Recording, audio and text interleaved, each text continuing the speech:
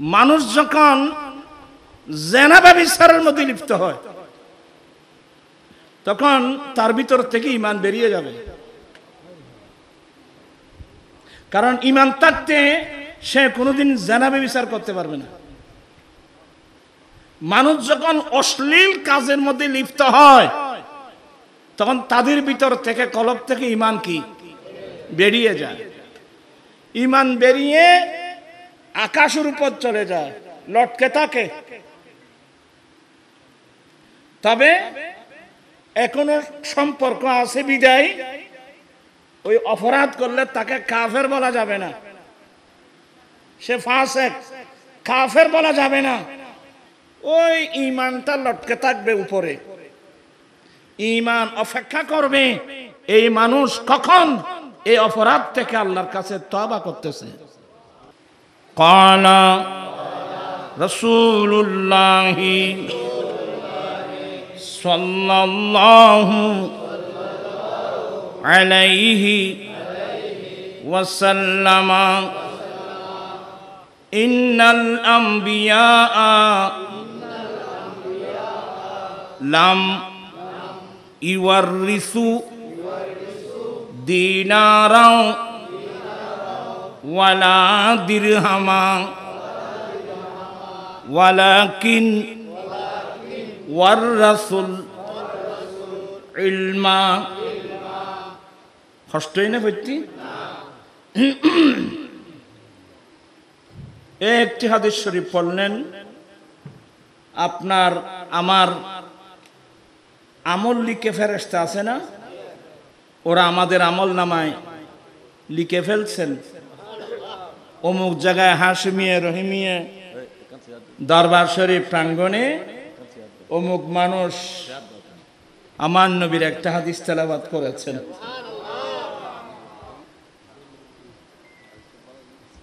এই আমলনামা কাল কিয়ামতের কঠিন দিনে নেজাতের একটা বড় ওসিলা হবে। আলহামদুলিল্লাহ।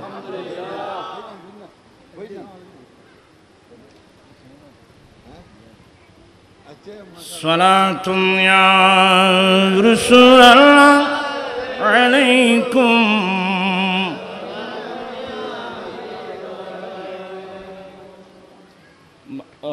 মাশাআল্লাহ মাজিমি আইশানাত আদাদ নওয়াজিল বানানো মিকে তাহলে তো আলহামদুলিল্লাহ। আমি বললাম যে অল্প সময় আই বেরে মাজিমিয়ারে দিয়ে দেব।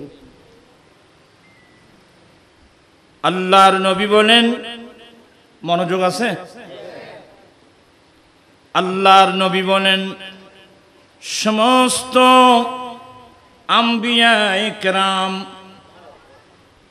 অর্থাৎ যুগে যুগে কালে কালে পৃথিবীর লক্ষ্যভ্রষ্ট পথভ্রষ্ট মানুষকে হেদায়েত করার জন্যে যত নবী রাসূল এই পৃথিবীর জমিনে এসেছেন, সমস্ত আম্বিয়া কিরাম এই দুনিয়া থেকে যাওয়ার সময় নিজের পরিবার, নিজের ছেলে সন্তান, উম্মত সহ কারো জন্যে একটি দিনার একটি দিরহামের তরকা মিরাস রেখে যান নাই। আম্বিয়া একরাম দুনিয়া থেকে যাওয়ার সময় একটি মাত্র সম্পদ রেখে যান, ওই সম্পদের নাম ইলমে দ্বীন।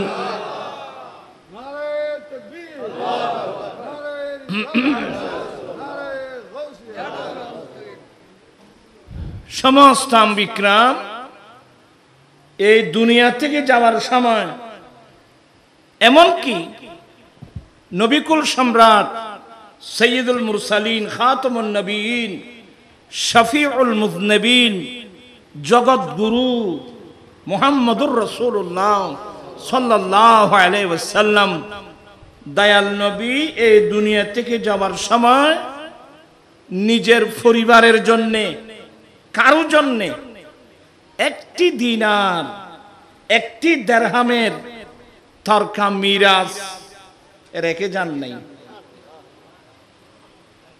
আম্বিয়া কেরাম দুনিয়া থেকে যাওয়ার সময় একটি সম্পদ রেখে গেছেন, ওই সম্পদের নাম ইলমে দ্বীন। অতএব আমার বক্তব্য যারা যেখান থেকে শুনছেন, আসলে আমরা যারা মুমিন মুসলমান আছি, আমাদের জন্য সবচেয়ে উত্তম সম্পদ এক নম্বর ঈমান, দ্বিতীয় নম্বর কি ইলমে দ্বীন। কি বললাম? এক নম্বর কি? ওরা কেন বিরক্ত মিক্কিও চলে গন্ধে? এক নম্বর হলো ঈমান। ঈমানের পরে বিশ্বের মুসলমানদের জন্য কেউ অত টিয়া গেলে দিতে গেলেন হিসাব। আচ্ছা, আলহামদুলিল্লাহ এক কোটি টিয়া কত বুজুর্গ খেদমত করছে, করতে নি দাদা যান কাবলা খেদমত করছি, হুজুর খেদমত করছি। পাকিস্তান গিয়ে মজহারে আলা হজরত গজ্জালে জামা আল্লামা শাহ সুফি আহমদ সঈদ কাজমি রহমতুল্লাহ আলাই, যিনি হজরতে মুসা কাজম রাদিয়াল্লাহু তাআলার বংশধর, আহলে বাইত রাসূল, রাসূল পাকের খাস বংশধর, অনেক বছর ওনার খেদমত করেছেন এই বুজুর্গ মানুষ। আবার তো শেষ করি আয়ের অদা আবার এত কোন মিকে যাইতো না যায়। যাই হোক, কথার নাম লতা, একটু বেড়ে যায়, আমি ইয়ে করব না। এক নম্বর কি বললাম? এক নম্বর হলো ঈমান। ঈমান আছে, ঈমান থাকলে আখিরাতের মধ্যে মুক্তি নিশ্চিত, জান্নাতে যাওয়া নিশ্চিত। যদি ঈমানের উপর থাকেন, ঈমান নিয়ে যেতে পারি, তাহলে জান্নাতে যাওয়া কি কথা বলছেন এখানে? জান্নাতে যাওয়া নিশ্চিত, সম্ভব নয় জান্নাতে যাওয়া নিশ্চিত। কথা বুঝতে পারছেন? আমাদের মূল সম্পদের নাম কি? ঈমান।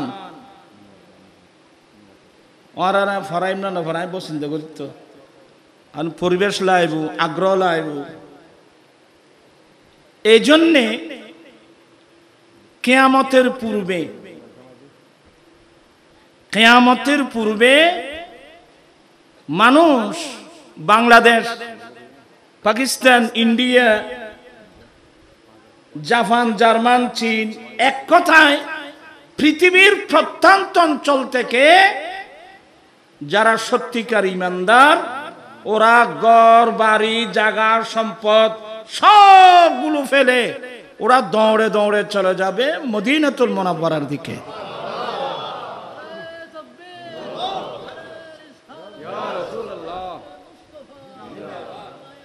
আজ কেন বিলম্ব মন দয়াল নবীর জিয়ারত, আজ কেন বিলম্ব মন দয়াল নবীর জিয়ারত, আজ কেন বিলম্ব মন দয়াল নবীর জিয়ারত। আরে গেলে বুঝবি মদিনাটা আসলে জান্নাত। এটা আরেক দিকে কিরব কে এখনো দেখতে পড়েন, ওরা তো আলসিয়ে ফাইতে না। ক্বালা রাসূলুল্লাহি সাল্লাল্লাহু আলাইহি وسلم إن الإيمان لا يرز إلى المدينة كما ترز الحية إلى জোহরিহা। এই হাদিসগুলো পড়ানোর পিছনে অনেক কারণ আছে।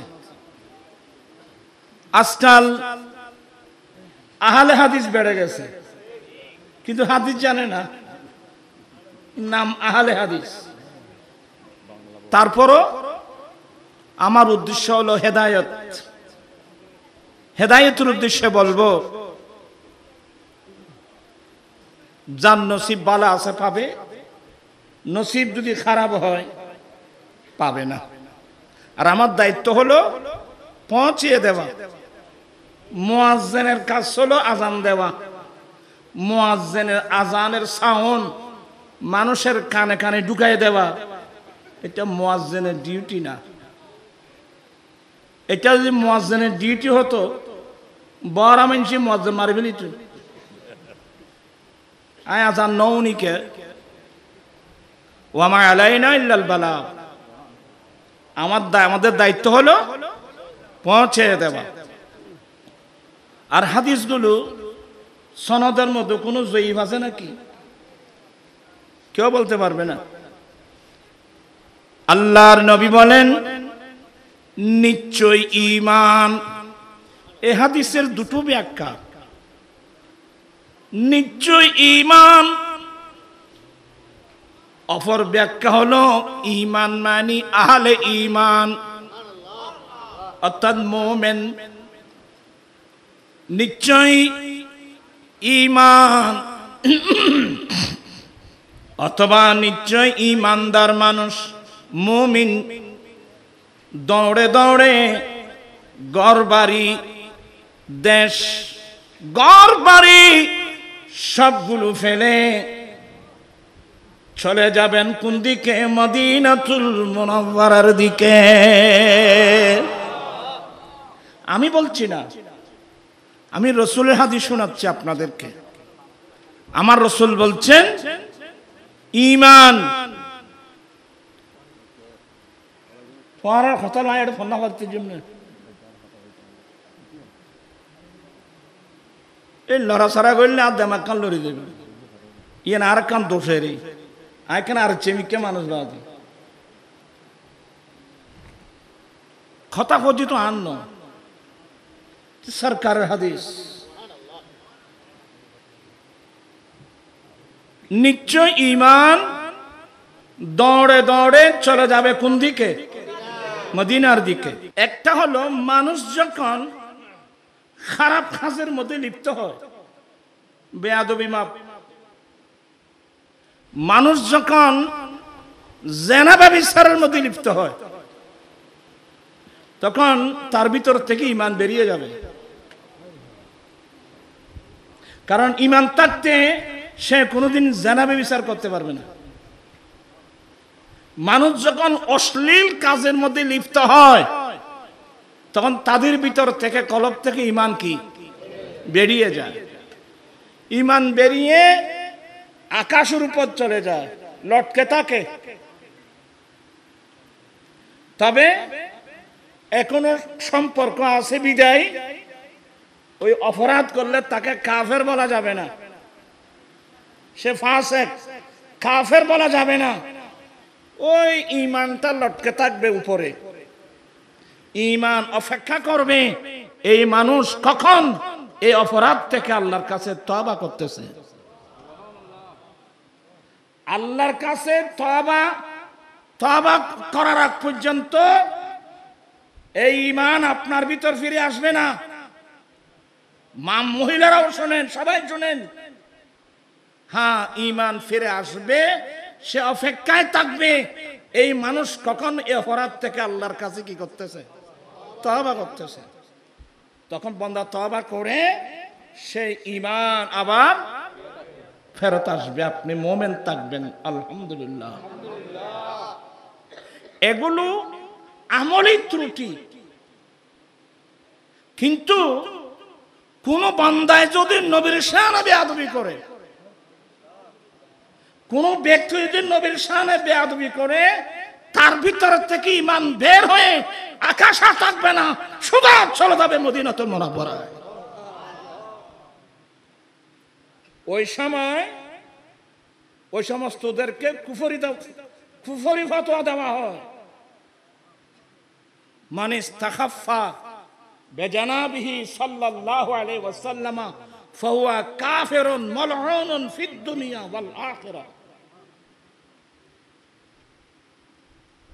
তখন ওদেরকে কুফরি ফতোয়া দেয়, কারণ নবীর শানে বেয়াদবি করলে যিনি আমার ঈমান, ওনার শানে যদি বেয়াদবি করে ঈমান থাকবে? সোজা চলে যাবে কোথায়? এক। কিন্তু এখানে যে আলোচনা হচ্ছে, ইন্নাল ঈমানা লা ইয়ারিজু ইলাল মাদিনা, এটার ব্যাখ্যা আরেকটা। নিশ্চয় ঈমান, ঈমান মানে আল ঈমান আলিফ লামে আওয়াজ, আহলি ঈমান অর্থাৎ যারা সত্যিকার মুমিন, এরা কিয়ামতের পূর্বে আপন দেশ থেকে, জন্মস্থান কিংবা কর্মস্থল থেকে জায়গা সম্পদ সব কিছু ফেলে দৌড়ে দৌড়ে চলে যাবে। চলে যেতে থাকবে কোন দিকে? মদিনাতুল মুনাওয়ারার দিকে।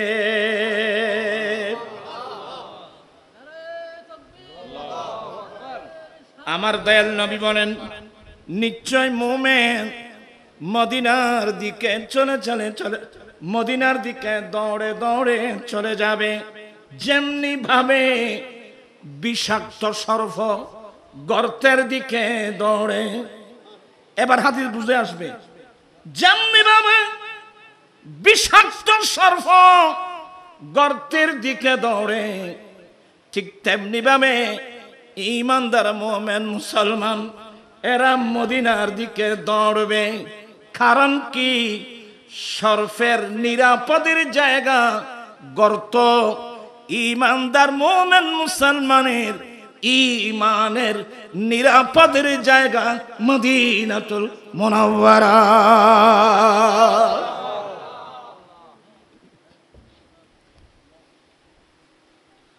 अजब रंग पर है बहारे मदीना, अजब रंग पर है बहारे मदीना, के सब जन्नती है निसारे। अजब रंग पर बहारे मदीना, के सब जन्नती है निसारे मदीना, अजब रंग पर है बहारे मदीना। मेरी खाक या रब न बर्बाद जाए, पसे मर्ग कर दे गुबारे मदीना। পড়তে লাগবে না? আরো 170। এখন তো বয়স বেশি, আর তো জুততে লাগবে না, পড়তে লাগবে। আজব রঙ পর হ্যায় বাহারে के सब जन्नती है, रहे उनके जलवे, बसे उनके जलवे, मेरा दिल बने या दरगाहे दिव्य को तुम बैंक को जमा कर। अजब रंग पर है बहारे के सब जन्नती है निसार। बना आसमां मंजिल इब्न मरियम, बना आसमां मंजिल इब्न मरियम, गिए ला मकाता जदारे मदीना, अजब रंग पर है बहार, अजब रंग पर है बहार। थोड़ा क्या गिरे जाते रे। আমি আমার বক্তব্য আপনারা একটু কষ্ট হলেও ইনশাল্লাহ শুনবেন, সবাই বুঝবে। তোরা টিয়াদর দেবে। আচ্ছা যাই হোক, এগুলো আমি কি বুঝতে হবে যে আমি দয়াল নবীর হাদিস বুঝাচ্ছি। নিশ্চয় ঈমান, ঈমান মানে মুমিন, ঈমান ওয়ালা মানুষ দৌড়ে দৌড়ে চলে যাবে কোন দিকে? মদিনার দিকে। কেন? শুধুমাত্র ঈমান রক্ষা করার জন্য। আমি আপনাদেরকে বুঝাচ্ছি আমাদের সবকিছুর মূল সম্পদ হলো কি? ঈমান। ঈমান থাকলে আমি নেজাত পাবো, ঈমান না থাকলে তো আমি নেজাত পাবো না। তাই ঈমান নামক অমূল্য সম্পদটা রক্ষা করার জন্য ঘর বাড়ি জায়গা জমিন দেশ সব ত্যাগ করে মদিনায় চলে যাবে শুধুমাত্র অমূল্য সম্পদ ঈমানটা রক্ষা করার জন্য। এবার মূল কারণ কি? আল্লাহর নবী অষ্টম হিজরিতে মক্কা বিজয়ের দিন আল্লাহর নবী আল্লাহর গুরখানায় কাবার সামনে আমার নবী দাঁড়িয়ে খুতবা দিয়েছিলেন। ইন্নাল্লাহা হাররামা মাক্কাতা ইয়াওমা খালাকাস সামাওয়াতি ওয়াল আরদ।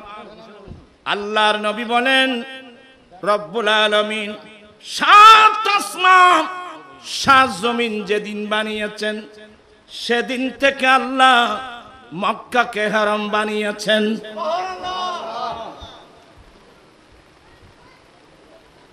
আল্লাহর নবী বলেন যেদিন থেকে আল্লাহ সাত আসমান সাত জমিন বানিয়েছেন সেদিন থেকে আল্লাহ মক্কাকে হারাম বানিয়েছেন। অতএব মক্কার জমিনে যুদ্ধ করা হারাম। এখানে মনোযোগ সহকারে শুনুন। মক্কার জমিনে যুদ্ধ করা হারাম, মক্কার জমিনে গাছ কাটা হারাম, মক্কার জমিনে শিকার করা হারাম, মক্কার জমিনে পরিত্যক্ত জিনিস নির্ধারিত সরকারি লোক ছাড়া উঠানো হারাম। মক্কার আবার সাই গোড়া মক্কানো এখন তো আরা বোঝনে আপনার ফিরুর দরবারেরও কি বানাই ফেলে।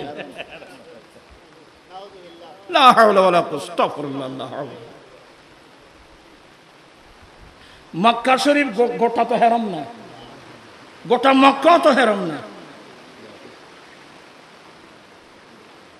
যাই হোক, আমি উলামা আকরামদের খেদমতে খুব বিনয়ের সাথে অনুরোধ জানাবো আমাদের জবান থেকে এমন কোন শব্দ যেন বের না হয় যেটা রাসূল পাক ইসলামের শরীয়তের উপর কে আসবে, আঘাত আসবে।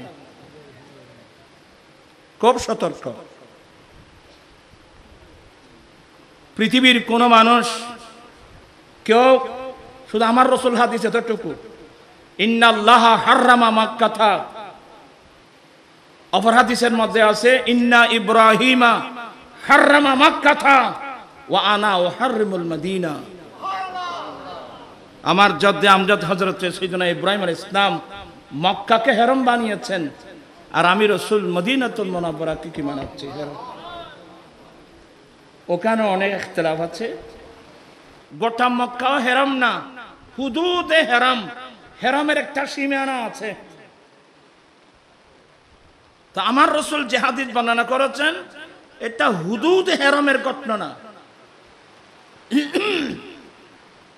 আল্লাহর নবী বলেন, যেদিন থেকে আল্লাহ 7 আসমান 7 জমিন বানিয়েছেন, সেদিন থেকে আল্লাহ মক্কাকে হারাম বানিয়েছেন।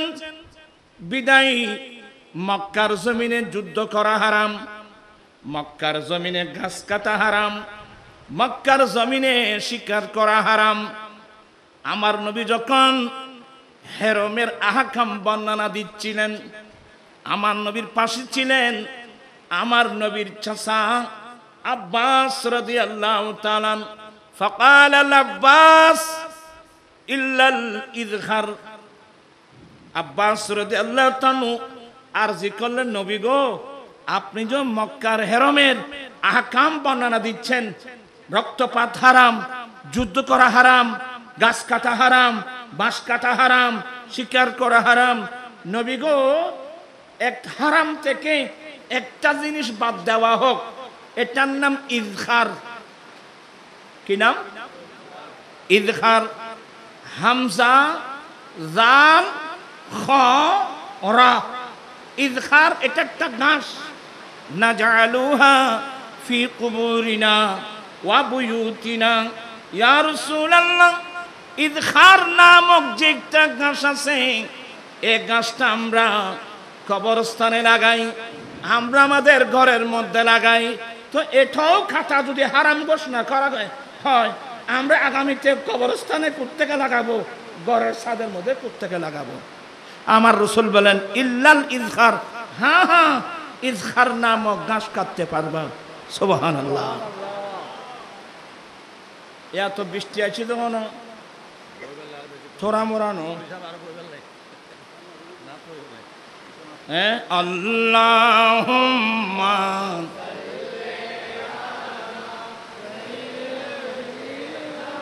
মুহাম্মাদ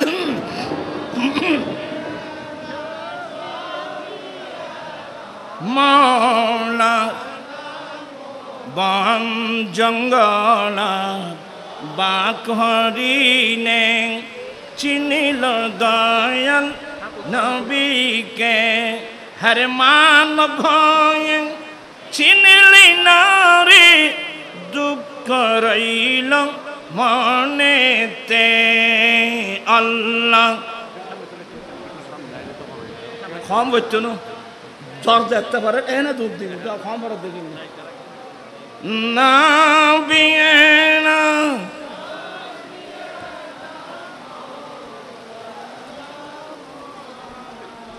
যাই হোক, ও এতদিন জ্বর লাগবে, এখন খাঞ্জি দিন না। ইন আল্লাহর রহমত না জ্বরে কি আল্লাহর কাছে হবে যে, আল্লাহ এই বৃষ্টির মধ্যে যদি আমার কল্যাণ মঙ্গল থাকে, এক কল্যাণ মঙ্গল আমি চাই। আল্লাহ এই বৃষ্টির মধ্যে যদি আমার কোনো অমঙ্গল থাকে, ওই অমঙ্গল থেকে আমার তোমার কাছে পানা চাই। এই লোক আদি যুগ করতে তোরা বেগুন বেসু চাইবে, তোরা তো এখন ওই শেয়ার তো নেড় নো ইয়া বেগুন তাই শেয়ার তার বেগুন চলে যাচ্ছি। বেগুন আরো সামনেও না, ঠান্ডা পড়তে যা। আয় আসলে কথা আর নবারাই, যেহেতু আমি তো গড়ের ছেলে হিসেবে আমি তো এখানে ইয়ে হয়েছি। হুজুরের শাহজাদ আসছেন, আমার ভাই আজহারী সাহেব আছেন, আপনারা ওদের মূল্যবান বক্তব্য শোনার দরকার আছে। আর এমন কিছু আলোচনা আছে যেগুলো মাঠে বলা ঠিক না। ইখতিলাফুল উলামায়ে রাহমাতুন, আলেমদের ইখতিলাফ, এটা একটা কি? আল্লাহর রহমত। আলেম উলামাদের ইখতিলাফ, এটা আল্লাহর কি? এটা আল্লাহর একটা রহমত। একটা হলো আকীদাগত ইখতিলাফ, উসুলাতের মধ্যে ইখতিলাফ, এটার মধ্যে কোনো ইয়া নাই।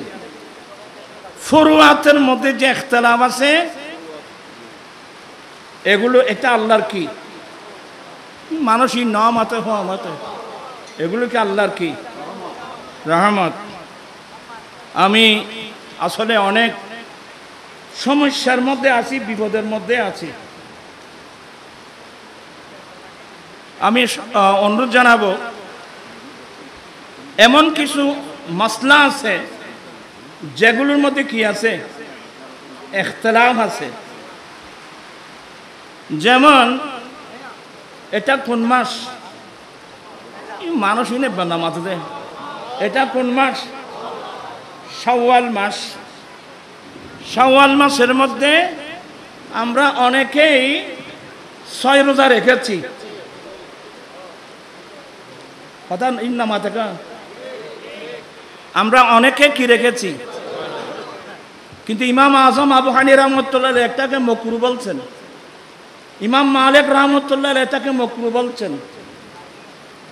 কিন্তু হাদিসে পাকের মধ্যে পাওয়া যাবার কারণে ইমাম আবু ইউসুফ হুজুরের ছাত্র ইমাম আবু ইউসুফ রাহমাতুল্লাহ সহ হাদিসে পাকের আলোকে এটাকে রাখা, এটা সিয়াসি, যেহেতু এটা সরোজা, এটা হাদিসে পাকের দ্বারা কি আছে, এই জন্য আমরা এটার উপর কি করি। কারণ অনেক সময় ইমাম আজম আবু হানিফা রাহমাতুল্লাহ উস্তাদ অনেক সময় অনেক মাসলার মধ্যে সাহেব আইনের উপর ফতোয়া কোন ইখতিলাফ থাকবে, কিন্তু ফতোয়া কিসের উপর এটা আমাদেরকে জানতে হবে। এভাবে ইখতিলাফ মাসআলা আছে না নাই? শুধু এগুলো না, আমি হাজার হাজার মাসলা, একটা দুইটা না, হাজার হাজার মাসলা, আপনারা এগুলো আর টাকা জানি বিড়ি বিড়ি করা দিন বুঝো না, ওয়াসিম বুঝো না। যেমন এভাবে আরো অনেক, আমি বললে আপনাদের মধ্যে একটা সৃষ্টি হয়ে যাবে। আমরা তো ফট করে মাইক একটা পাইলে বস আমরা কথা বলে ফেলি। আমি আহলে সুন্নাত ওয়াল জামাতের মতাদর্শী ওলামা ইকরামদের খেদমতে আমি অনুরোধ থাকবে, ঠস করে কোনো একটা মামুল বলা হয়, এটা ভুল হোক শুদ্ধ হোক, এটার উপর যদি আমল থাকে, মামুল থাকে, এটা সংশোধন করার সিস্টেম আছে। আপনি এটা করতে গেলে প্রথম খানায়ে কাবা ধরতে হবে। আপনি যদি এটা সংশোধন করতে যান, প্রথম দেখতে হবে কি, খানায়ে কাবা। খানায়ে কাবা তো তার আসল বেনাই ইব্রাহিমের উপর নাই। খানায়ে কাবা মোতায়েব ভাই আর খানা কিছু ভোজন দাও না। খানায়ে কাবা ইব্রাহিম আলাইহিস ইসলামের ভিত্তির উপর নাই। ইব্রাহিম আলাইহিস ইসলামের যুগে খানায়ে কাবার উপরের দিকে ছিল 9 হাত, লম্বার মধ্যে ছিল 30 হাত, পাথরের মধ্যে আরজের মধ্যে ছিল 22 হাত। এখন আছে বেনা ইব্রাহিমের উপর খানায়ে কাবার দরওয়াজা দুইটা, একটা পশ্চিম দিকে আর একটা পূর্ব দিকে। এখন আছে, তাও দরজা কি উপরে থাকে না নিচে থাকে? আপনার কথা বুঝতে পারছেন? আমি খানায়ে কাবার ইতিহাস বলতে গেলে বর্তমান কিন্তু খানায়ে কাবা হাজ্জাজ বিন ইউসুফের ব্যানার উপর আছে। হাতিমে কাবা, খানায়ে কাবার উত্তর পাশে মিজাবে রহমতের নিচে যে জায়গা আছে, এই জায়গাটা খানায়ে কাবার বাইরের জায়গা নয়, এটা খানায়ে কাবার ভিতরের জায়গা। আমি কি জিনিস, অর্থাৎ মামুল। খানায়ে কাবার দরজা কয়টা ছিল? এখন দুইটা আছে নাই। পশ্চিমের দরজা বন্ধ, পূর্বের দরওয়াজা আছে, তাও কোথায়? উপরে। হাতিমে কাবা এটা খানায়ে কাবার অংশ। যেমন বুখারীর রিওয়ায়াত, উম্মুল মুমিনিন মা আয়েশা সিদ্দিকা রাদিয়াল্লাহু তাআলা আনহা আল্লাহর কাছে মান্নত করেছিলেন, আল্লাহ তুমি যদি তোমার নবীর হাতে মক্কার বিজয় দাও, আয় আল্লাহ তুমি যদি তোমার নবীর হাতে মক্কার বিজয় দাও, আল্লাহ আমি আয়েশা মান্নত করছি তোমার ঘরের ভিতর আমি 2 রাকাত নফল নামাজ পড়ব। আমি খানায় কাবার ভিতরে আমি 2 রাকাত নামাজ নফল নামাজ পড়ব মান্নত করেছেন। আলহামদুলিল্লাহ 8ম হিজরিতে আল্লাহ আমার নবীর হাতে মক্কার বিজয় দিলেন। আমার নবীর ইন্তেকালের কিছুদিন আগে মায়েশা সিদ্দিকার হাত ধরলেন, আয়েশা এদিকে আসো, আয়েশা এদিকে আসো। নবী মায়েশা সিদ্দিকার হাত ধরে এনে ওই মিজাবের রহমতের নিচে হাতিমে কাবায় দাঁড় করাই দিলেন। আয়েশা তুমি এখানে তোমার মান্নত পূর্ণ করো। তুমি যে মান্নত করেছিলা আল্লাহ তোমার হাত নবীর হাতে যদি মক্কার বিজয় দাও, আল্লাহ তোমার ঘরে আমি 2 রাকাত নফল নামাজ পড়ব। তো আল্লাহ ঠিকই তো আমার হাতে মক্কার বিজয় দিয়েছে, তুমি তোমার মান্নত পূর্ণ করো।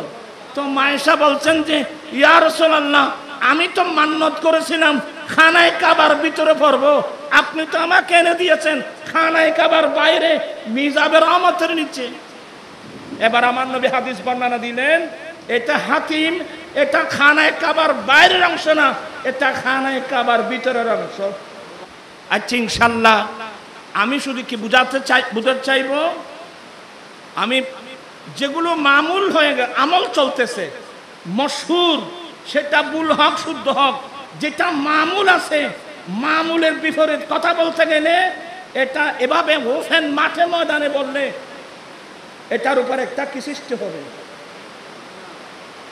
এটা যদি আমরা আহলুস সুন্নাত ওয়াল জামাতের উলামা ইকরামদেরকে নিয়ে যেমন বিজ্ঞ আলেম ওলামারা আছে এদেরকে সাথে পরামর্শ করে হুজুর এটা কিভাবে সংশোধন করা যায়, তাহলে জিনিসটা করতে হবে ওখানে। আজকে এ ধরনের কথা মাথায় না আসলে আমাদের মুফতি সাহেবরা বলতে হতো না। আমি কি কথা বুঝাতে পারছি? এভাবে এই যে মসজিদের ভিতর আজান সম্পর্কে ইখতিলাফ আছে, মসজিদের ভিতর আজান দেওয়ার বিধান নেই, এমনকি জুমার আজান সানি আজান দেওয়ার বিধান হলো মসজিদের দরওয়াজার বাইরে, মসজিদের বাইরে। কিন্তু আমাদের দেশে আমল হয়ে গেছে কোথায়? মসজিদের ভিতরে। তাহলে মামুল যেটা হয়ে গেছে, মামুলের বিপরীত সিদ্ধান্ত নিতে গেলে সবাই ঐক্যবদ্ধ হয়ে ঘরের মধ্যে বসে পরামর্শ করে আমরা তার সিদ্ধান্ত নিতে হবে, যাতে পাবলিকের মধ্যে একটা সৃষ্টি না হয়।